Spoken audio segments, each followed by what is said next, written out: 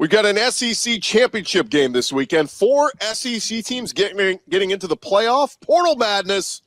Time to get the squad together. You're talking ball with the SEC squad, sponsored by Game Time. From Alabama to Tennessee, from Georgia to Oklahoma, from Auburn to Texas, it's the local experts of the Locked On Podcast Network bringing you scoops, breakdowns, and the most comprehensive preview of the upcoming SEC weekend. It's the SEC squad, and we have a seat for you. Hurt feelings and thin skin are prohibited. Squad up. You're part of the SEC squad. And it is the SEC squad. Welcome in, guys. A little bit of a smaller crew this week, a little bit more intimate. We can get deeper into some of our topics this week. We welcome in our panel. I'm Chris Gordy, host of Locked On SEC. We've got Stephen Willis, Locked On Ole Miss, Corey Burton, Locked On Vandy, Chris Marler, Locked On Gamecocks. And hey, the two big ones, Jonathan Davis, host of Locked On Longhorns, and Clint Shamblin, host of Locked On Bulldogs. Gentlemen, welcome in. It is a fun week. It is championship week. It is down to 2 teams. It is Texas versus Georgia. Big game. It's a rematch. We saw this matchup already. Jonathan, Clint, let's start with you guys. Give me the vibe. What's the feeling on this one? Yeah, well, how glorious is it, Gordy, that, Texas, who wasn't supposed to be ready for the SEC in their first year, is in the SEC championship game. I see some eyes being rolled, and when you look at it, these are just the 2 best teams in the SEC. To me, these have been the 2 best teams in the SEC all year. This is the matchup everybody wants to see, Texas and Georgia. And, when you look at it, we saw the results on October 19th, right? Georgia did beat Texas 30-15. But dare I say that with the full body of work, right, over the course of a 12-game schedule, Texas has looked like the more impressive team. And it's not just because of the schedule, because we've seen Georgia now struggle with Kentucky and Georgia Tech, right? Texas, over a 12-game schedule, has been the better team. But, of course, on October 19th, Georgia won 30-15. I do think Texas has some advantages going into this game in the SEC championship in Atlanta against the Georgia Bulldogs. I'm just pissing Clint off, right? Just look at his face. I'm just pissing Clint off and everybody else. Look, Clint's ready to cut a promo. I think when you go into this matchup, right, I think it's going to be about who is able to control the physicality and control the clock with their running game. Who's going to be more physical? Look, when you look at, Quinn Ewers and you look at Carson Beck, both playmakers at the quarterback position. But I said earlier, this week on the podcast, exposure can get you exposed, right? And I think, Carson Beck or Quinn Ewers, when you start to see too much of them or when you put too much on their shoulders, that's when there's the potential for that big turnover that can change the game, right? I think both teams are going to come into this matchup and trying to control this game with the rushing attack. And I think when you look at what Texas has been able to do the last couple of weeks, rushing for 250 yards against Kentucky, rushing for 240 yards against Texas A&M, that's what they were unable to do against Georgia. Georgia was able to run the ball a little bit better on October 19th, than Texas was. And neither team really played clean football. Texas turned it over 4 times, was sacked 7 times, and Georgia turned it over 3 times, right? And so I think coming into this game, the way that Texas is rolling with the running game, the way that Trey Wisner is rolling, they're going to be just a little bit better. The offensive line is going to be better, be able to lean on this Georgia defense the way that they weren't able to the first time. And we've seen some new wrinkles, right? We've seen Arch Manning come in the Texas A&M game, in the Justin Fields role with the read option. I think Sark gets in his bag with the wide receivers running the ball. I think we just have the way we're running the ball and the playmakers we have on offense. I think we're going to be better. The defense is going to show up and be elite like they've been all season and kind of shut down that Georgia offense like they did the first time. But Texas takes better care of the ball. They run the ball a little bit better this time, and they get revenge against the Georgia Bulldogs and Kirby Smart this Saturday in the SEC championship. I don't even have to make my points. You've made them all for me. This is fantastic. Texas, keep doing your thing. You're going to lose this game. Like, it's just as simple as that. If you did what you just described, Georgia wins it handily because Georgia Tech, Kentucky, the one you mentioned, even Tennessee to a degree, they said, let's run the ball. Let's keep it out of the hands of Kirby Smart and the offense, and we'll be fine. And they all lost. Alabama said, we're going to come out guns blazing. We're going to come out giving you everything. And when they all of a sudden went away, from that is when Georgia had problems. I am begging. If I see Quinn Ewers out there more than Arch Manning, I will be smiling ear to ear. Arch Manning comes out in series 1 and he's at the 50. He's not near the 20. I am going to be grabbing my buckets because that is what's going to terrify me. This Texas team, Carson Beck gets the ball. There's nobody that's going to start Carson Beck. Even with this offense, even trying to start ourselves, trying to self-destruct, we can't be stopped. Carson's not going to be as bad as he was. I don't think the defense for Georgia is going to be as good as it was. You mentioned 7 sacks, 10 TFLs, 4 turnovers. That ain't happening. I don't see that going down. If Sarkisian wants to go on Wisner, who, by the way, has really improved this year, like he has become one of the best running backs in the SEC. I did not see that coming. I thought Texas was dead in the water run game at the beginning of the year with all the injuries. He's real good. And so I'm not saying they won't have success. What I'm saying is if Sark does that 35 times with Wisner running it up, I think Carson Beck getting 5 possessions is still more potent than Texas. And so I kind of hope that's the case. If they get Arch back there running around, I don't feel good about that at all whatsoever. So I think it's going to be a close game. I think the errors, to your point, Jonathan, I don't think the errors are going to be that big at all in this game. It's going to be cleaned up. With that being said, I like Georgia's chances in this, given the game plan you just laid out. Yeah, Clint, I just, Gordy, if I can moderate really quickly, I just want to ask you a question, Clint. You said that you have all the faith in the world in this Georgia offense and they just can't be stopped. But they weren't world beaters in the first game against Texas. I think, Texas really put Georgia's offense in some very advantageous positions by turning the ball over and giving them short fields. So what gives you confidence now that against the best defense in the country, the Texas Longhorns, that this Georgia offense is just going to start rolling all of a sudden? We've faced 6 better defenses than Texas's defense. That one. That's what gives me all the confidence in the world. Texas got a legit D. Georgia has faced 6 defenses better than Texas this year. Who? Kentucky's D against Georgia stopped the run a great deal. Kentucky has some good players in that second before injury. Kentucky's defense is better than Texas defense? At that time, they were. Absolutely, 100%. Texas. When you look at you said Texas's work over 12 games. I'm not saying they shouldn't be in. Bama shouldn't be in. And I wish we had Luke here because we would give him all heck. Bama should not be in. But Texas's body of work, there was 1 yard in which Texas A&M, who is a fraudulent team, would have changed the entire course of that game. Yeah. 1 yard. And it did come down to Texas A&M shooting themselves in the foot.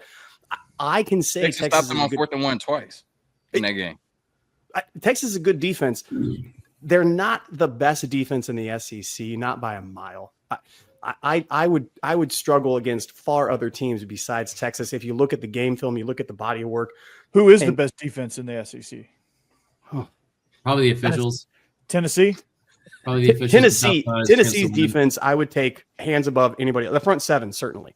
I think the front 7 of Tennessee is the best so in the dang SEC. athletic too, man. It's just long, athletic. Let me just that like Texas. Look, I tweeted this out over the weekend that like they haven't played 5 of the top 7 teams in the SEC. They've played the bottom dwellers, but all you can do is beat who's on your schedule. Yeah. 2 things can be true. Texas has avoided a lot of the better teams in the SEC, but also 2, Texas is pretty damn good. And I'll give I saw their defense in person a couple times these last couple weeks. They've gotten better. I mean, they have really swarmed to the football. That game at College Station this past weekend. I mean, look, Marcel Reed, they were trying everything they could, and Texas would not let up. So I do want to give a couple points to Texas's defense. I think they are pretty legit.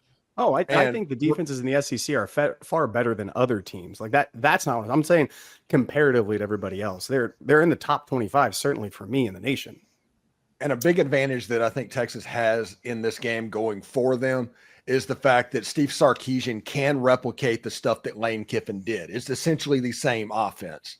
And that is something that he's going to have a roadmap to move the ball against that Georgia defense and handle their pressures and their defensive line, because Texas is very talented offensively and they have playmakers. So Georgia, they have to be better than they were in that first game against Texas this time.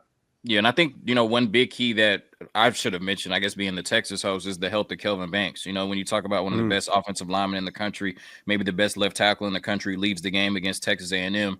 Although Trevor Gooseby came in, and did well, replacing him, I'm not sure that Texas can go into Atlanta and beat Georgia without their best player on the team and Kelvin Banks. So that's going to be a big, kind of X factor going into this matchut on Saturday.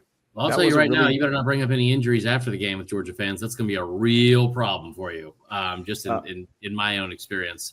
Marla, we're talking about teams in the playoff right now. If you could hold on a second. That's good. Okay, that's good. I think both of you are very, very lucky you didn't have to play South Carolina this year. I think Texas is really good. I thought they were great. against A&M. I was honestly very impressed. I've said for a while I don't think Texas is that good. I thought they proved a lot of those things wrong against A&M. But here's the thing: I keep going back to with Texas is like you're not like you haven't had to face anyone except for in the mid part of the season against Georgia, and you got boat raced at home. And listen, like that's a game you had Carson Beck at his worst, where he had 3 interceptions. Carson Beck over the last 4 games, I think, or last 3 games of the season, 12 touchdowns, no interceptions. He's seemingly turned it around. You can sit here and dog Georgia Tech all you want. Georgia Tech is better than a lot of teams that Texas played this year. I would argue that it's better than most of the SEC teams that Texas played this year. And that's not even an indictment on Texas. It's more so kind of sticking up for Tech. But I think the thing that worries me more than anything for this Texas team is I think they're better off losing to Georgia to get further in the playoff than they are winning, strictly because I think they need to get humbled a little bit because they haven't played anybody. They haven't really been punched in the mouth a ton.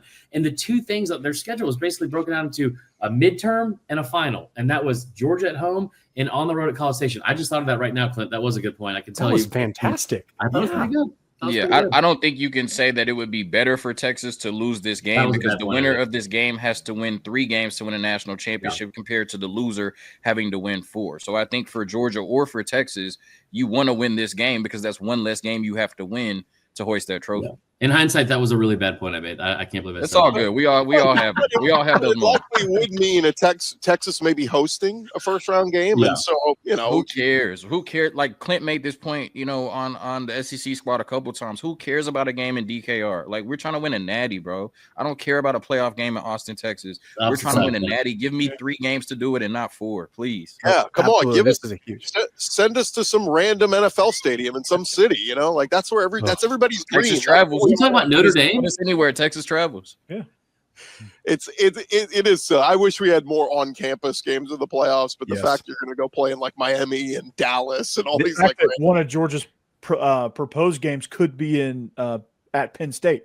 At Penn State, yeah. So, Chris, to your point, if Clemson wins, there is a chance that the loser of the SEC championship has a route in which, depending on 5 or 6, they play SMU and Boise State. Could be a route that they take in that. Which, if that's the case, that's essentially a bye. That's like half games put into one. That's 1 game. So real quick, guys, we're going to get into the playoff scenarios next. But before we end this segment, let's make our picks. Show of hands. Who is picking Texas to win this weekend? Raise your hand. We got Jonathan. Now I feel bad. Man, are all the rest of us going to go Georgia? Kirby, I don't know. Kirby's the best coach of college football. I got to roll with him. Is all the rest of us going with Georgia? Until proven otherwise now. See, that scares me, though, because I read a stat that Texas has not lost twice in the same season to an opponent since 1909. Yeah, well, this isn't Oklahoma and this isn't Iowa State. So, how much data do we even have on that? How many, how often does that even happen? Look, it doesn't happen. With Georgia, I certainly understand why, the majority of the panel is picking Georgia, and I just think this is a game where, Texas could win and it would make sense. Georgia could win and it would make sense. But, I'm rolling with my guys. I think they get it done on Saturday. Jonathan, after this show, me and you are going to grab a beer or something like that. And I'm going to tell you some fun stories about Georgia in that exact building that they do not want to talk about. Yeah, no, it's not fun. Trey Wisner, though, he's 4th in the SEC in rushing. Who saw that? He's the real deal.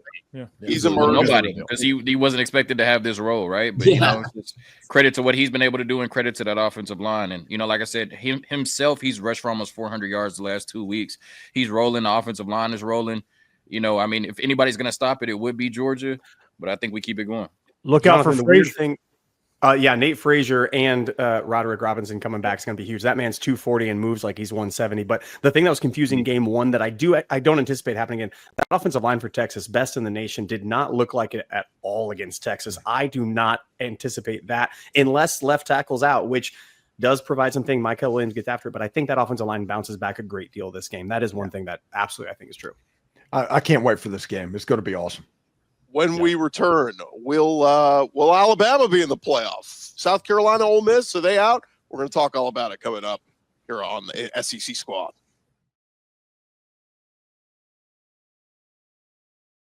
More with the SEC Squad in just a second, but one of our sponsors today is, of course, FanDuel, and we've been telling you guys about FanDuel all football season long. You get ready to tackle the action with FanDuel, America's #1 sportsbook, because right now, New customers can bet $5 and get $150 in bonus bets if you win. The FanDuel Sportsbook app going to give you everything you need to place live bets on whatever it is, NFL, college, all in one place. So when you get a hunch in the middle of the game, you can check out the latest stats, view live play-by-play, and so much more on the same page where you're placing your bets. Right now, looking at FanDuel, the SEC championship game this Saturday, they have got Georgia as a 2.5-point underdog to Texas. That's right. It's Texas minus 2.5. If you want to get in on Georgia plus the points, sure. Kirby Smart catching 2.5. Why not?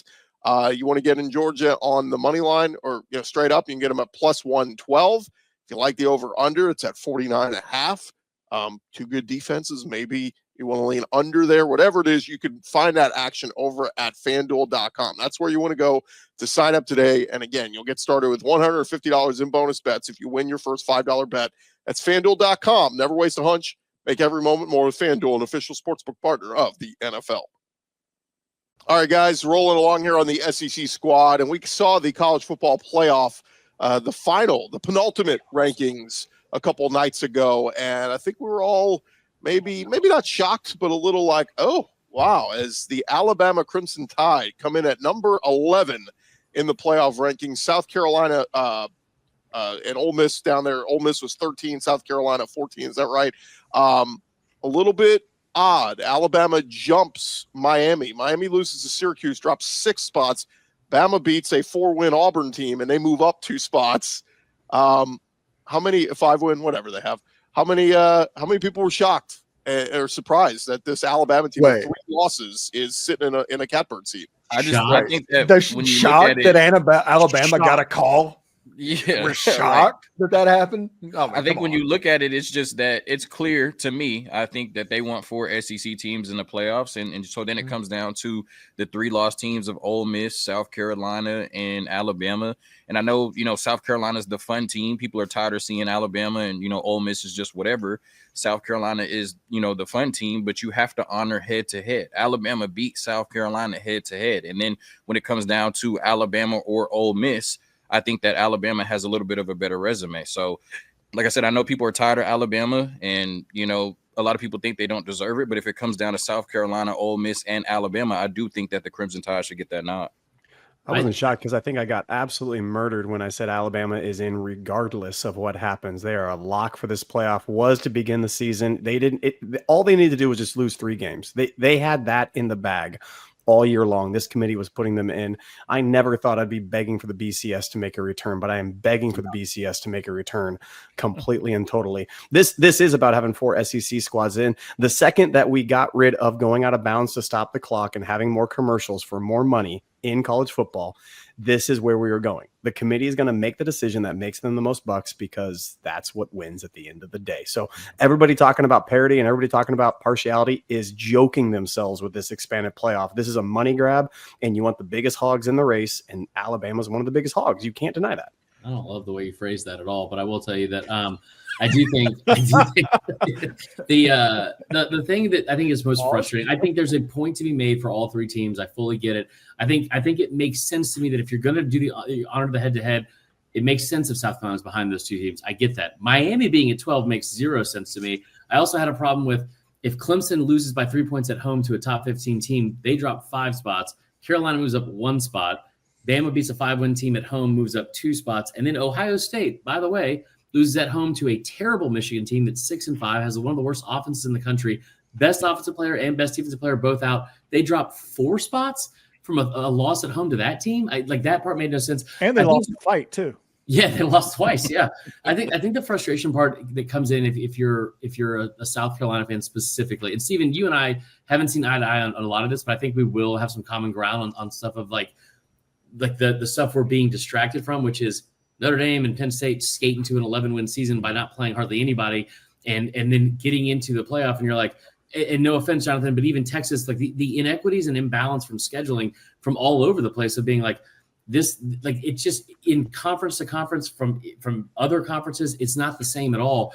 And I think the frustration comes back to if you're a South Carolina fan, it's like it's a hypothetical argument, and you can't. The committee clearly doesn't care about the hypothetical argument. But if the roles were reversed and an Alabama team who had lost by 2 points at home and then reeled off 6 straight wins, had the longest winning streak in the SEC, 4th longest in the nation, had a quarterback that had 19 touchdowns, only 4 interceptions in his last 7 games. You had a defense that's been top-notch all season long. If you had all those things, and by the way, those last 6 marketable NFL stars too, right? Is this where we're going? Yeah, you also have the last 6 games. You beat 3 ranked teams and 4 of them that were ranked at the time. If all those things happened and the roles reversed and the helmets are reversed, there's no way that you're telling me that Alabama's not getting in with that run. But instead, you're looking at a team that fumbled down the stretch, lost 2 games, got blown out by a bad Oklahoma team, scored the fewest points they've scored in any game in 20 years with 2 games left in the schedule to get into the playoff. And then, oh, by the way, Jalen Milroe, who I've defended to death in his last 5 or 6 games against SEC teams, 1 passing touchdown, 6 interceptions, 59% completion percent. If those were reversed, this wouldn't be a conversation. No. But Marler, my only counter argument to that is if South Carolina holds on to a 17-point lead against LSU, we're not even worried about it right now. But do we use the fact that Lenore Sellers left that game? And I'm with you guys on the head-to-head thing, but the same thing when LSU a few weeks ago had the same record as South Carolina was ahead of them. Mm-hmm. Head-to-head didn't matter then. They were like, South Carolina's the better team right now. The problem I have is they didn't ding Bama enough for the loss at Oklahoma. Like, you didn't score a touchdown, bro. And, like, they didn't get dinged there. And then the big plus for Bama that I keep hearing is, the win over Georgia. Steven, Ole Miss beat Georgia worse than Alabama did. Yeah. And look better doing it. Mm-hmm. Yeah, we need more, Steve. It's one of those things that my brain just is locking up over this. Now, Ole Miss lost to Kentucky. There is no way that you can get around that. So I'm way back when we experienced. I am not going to sit here and say that Ole Miss deserved to be in the playoffs after you are 1 Ole Miss and 7 for Kentucky. So that is a huge problem. But if you want to look at it just at a base level, Ole Miss and South Carolina had to deal with the fact that you had to leave no doubt if you wanted to make the playoffs. If there was any way that Alabama can get in. Alabama in 2001 went 6-5, got into a bowl game, and Ole Miss sat at home at 7-4. Alabama got the bid over Ole Miss. I knew this was going to happen before this ever started. So it had to leave no doubt. Alabama's a good team, and you had 4 really flawed football teams competing for a spot in the college football playoffs. And whenever that happens, they're going to take the ones that give them the most money. South Carolina's playing fantastic. But I tell you what South Carolina might have done in this whole campaign situation is taking a Citrus Bowl that they had completely locked up, that they were going to sell out and have all time and celebrate down there in Orlando, to being a disappointment in the same boat that Ole Miss is in. Also, Stephen, if you wanted to take that trip to play Seneca Wallace and Iowa State in 2001 down to Shreveport, brother, you could have happily done that. I know, but it was a situation that was the Eli Manning and all that. That was when Ole Miss was like in Shreveport every single year. Yeah. Yes, they were. The loss to Oklahoma, I think that was a worse loss than Ole Miss to Arkansas. Oklahoma has Kentucky. Yeah, sorry to Kentucky. My apologies. Far worse loss. Oklahoma was on absolute transfer portal watch. I don't know how Venables got them going. People were looking to get the window. Oklahoma had no juice going. There's no historical rivalry there. There's no SEC. There's nothing whatsoever. And so to watch Alabama lose that game in miserable fashion with Milroe looking like a pedestrian guy, like he wasn't made of granite and the best running back in the SEC, that's to me a far worse metric and actual image on the screen. And recency. And also, Oklahoma had 68 yards passing. 68 yards passing. They lined up and ran it down Bama's throat. And it was like even in the Vandy game, you're like, okay, Pavia was complete. I think he completed 80% of his passes. He had like a Steven Garcia game. It's like, okay. I think he also like converted on 90% of his third downs too. Yeah, they were 9-12 at one point to start the game. I think they ended up like 11 of like or 12-17 or something crazy like that. Yeah, but they made Jackson Arnold look like Cam. Yes. Yeah. But the Oklahoma game, it is really bad. And I think that it's like, I think it's frustrating because the head-to-head has to matter, and I fully get that. And but again, Steven, going back to this, like the stuff that's frustrating too is You have 3 SEC teams that are sitting here and going, all right, we're 9-3, and this sucks because like this team should get in, this metric says this team's better or whatever. You're looking at an 11-1 Notre Dame, an 11-1 Penn State, an 11-1 Indiana. You're talking about an 11-1 SMU, like Miami, who is serving as nothing more than a blockade, so the committee doesn't have to make a choice with those 2 teams being there at 12. Like all of the first win against a current ranked top 25 team for any of these ACC teams will come on Saturday in the ACC championship. That's a joke. Yeah, it absolutely is. And you remember the ACC is the same conference that paid Ole Miss $1 million to not have to play them next year. Yeah, because it was such a mismatch on the field. And this was a 4 or 5 win ACC team. This is not like going at the very bottom of the barrel. This is apples and oranges of what these conferences are playing right now. The only thing I'll add for Bama fans out there is be careful what you wish for. Look, if you're getting the respect because of the color of the helmet, that's great. But this ain't Nick Saban's Bama anymore. This is Kalen DeBoer's Bama. And if they go in on the road and get embarrassed at a Notre Dame or something like that, that's a 4th loss. You feel really crappy about your program heading into the offseason. Especially the right guy. Like I almost argue if you're a Bama fan, you'd rather not make the playoff. Go beat the crap out of some bad Big Ten team in the Citrus Bowl. You'll feel really good. You'll be like, all right, we're building. DeBoer's going to take a step forward next year. You get embarrassed and you're one and done. And not only that, we're going to hear all the cries about the SEC was overrated. They got a 4th team in and they got ousted. So that's what scares me if I'm a Bama fan. And don't think that every single Notre Dame fan remembers what Nick Saban did to that team down in the Orange Bowl. Which time? It's just every time. If they have the opportunity, they are going to put their foot on Alabama's throat. Same with Ohio State. Like let's say Ohio State were to get matched up with Alabama and they save Ryan Day's job. I think Michigan fans would be happy about that, though. Well, I will say say that if you look at it from a fan perspective, if you look at Ole Miss's high end, if you look at South Carolina's high end, if you look at Alabama's high end, I do think out of those 3 teams, Alabama could potentially make the most noise in the playoffs, right? You could get the Alabama team that showed up against Oklahoma, or you could get the Alabama team that showed up against LSU or Missouri, or even Georgia in the first half.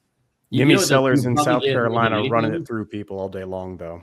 It's also, I think that what you might get more than anything, I think, like, realistically speaking, if Bama does get in, what you're going to get is what you've seen all season, which is you saw them, the parallels of the season. I keep going over with Bama. You go to Wisconsin, you beat the brakes off them, you get a bye week, you regroup, and you go in there against Georgia, and you beat the crap out of Georgia, and then you go to Vandy the next week and get your ass beat by Vandy. Then you go into the later part of the season, you get Mizzou at home, you beat them 34-0. You go to the bye week, you regroup, you beat the brakes off LSU. 2 weeks later, you go to Oklahoma. They'll win the first game. They'll win the first game probably pretty convincingly. They'll look like world beaters. And then we'll start talking about Bama winning a national title again and all that kind of stuff. And then they'll come out and lay an egg in the second game, because when this team has any sort of success and has to deal with success, they have fallen flat on their face every single time this season. All right, guys, when we return, we're going to take a quick break. We'll do a quick segment when we return, talking the transfer portal. Some big names already in from the SEC.